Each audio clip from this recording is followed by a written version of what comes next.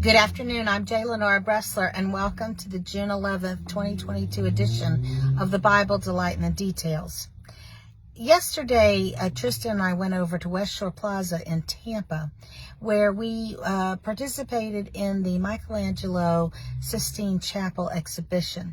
And I thoroughly encourage you to go if you at all possibly can. It is really fascinating. You go in and basically you see the Sistine Chapel in pieces. It's as if the ceiling has been brought down in sections for you to see in the same way, at the same distance as Michelangelo would have painted them. So you really get to see them up close, and it is absolutely fascinating. And I wanted to talk about one of the panels that really impacted me the most. It's not the most beautiful one by any stretch of the imagination, but it is arresting in the truth of it. Sometimes we need a visual to tell us exactly what we know up here, but we don't know yet in here. And that is the fall of Adam and Eve is right next to, and is therefore to be seen in conjunction with, the expulsion of Adam and Eve from the garden. Now, interestingly, on the left-hand side of this panel, where Adam and Eve are eating of the fruit, the snake is portrayed as a half man. The top of him is a man coming out of a snake's body, and he's portrayed as handing the fruit to Eve, whereas Adam is reaching up over Eve to grab a separate apple himself, or fruit. Now, the bodies of both of these people, they're naked, and they're beautiful, although I will tell you that as a chubby girl, I was kind of pleased to see that Michelangelo seems to believe that the perfect woman has a little bit of meat on her. So, but anyway, I digress. But anyway, they're well formed, and the face of the woman is very comely, very beautiful. And although kind of a little bit more mature than maybe you think about as perfect beauty. We always think of the very, very young as being that, but this is a fully developed, mature woman. It looks like in her 30s, I would say, but very beautifully formed, both the man and the woman, with musculature and all. And then on the right side, we have the Archangel Michael with a flaming sword coming from the back. Almost, you could just see him almost being pulsating toward the front of the canvas as he's forcing them out.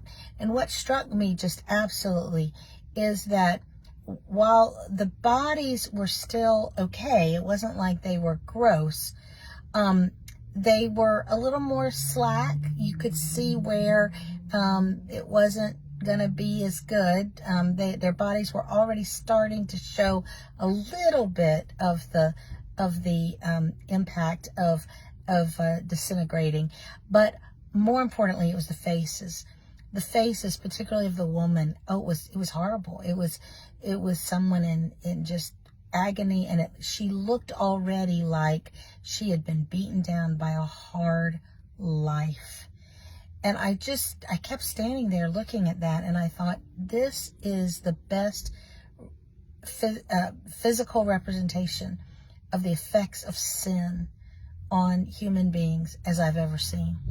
And to see that this is what we bring on ourselves. This is what we have done to the creation, the perfect creation that God intended us to be, the living masterpiece that He made. And we have brought upon us, even on our faces, on our countenance, you could see their future. And it's breathtaking. You know, I think so often we think about sin as being, oh, well, we all sin, like it's not that big a deal. But it's a huge deal. not just because it is an affront to a holy God and a loving Father and a Creator to whom we owe every breath of every second of our existence. But also, let's just be completely mercenary and selfish about it. It does us in. It does us in, not just about death ultimately, but it is what makes us age. Every time you look in the mirror and you see a wrinkle that you don't like, or you see a little cellulite that wasn't there last week, and you're like disgusted, you should say, this is sin. This is the result of sin having come into the world. It was never supposed to be like that. You were never supposed to have wrinkles. You were never supposed to run to fat, as they say. It's just appalling. It's appalling. The effects of sin on our physical bodies, as well as our spiritual and our mental bodies. Let us never underestimate how bad sin is.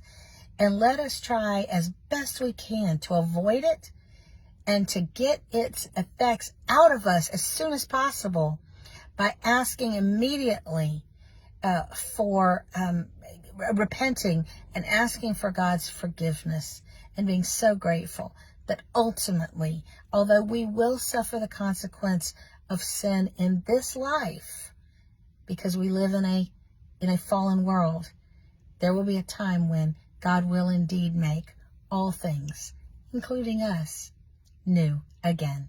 I'm J. Lenora Bressler. Visit me on the next edition of the Bible. Delight in the details.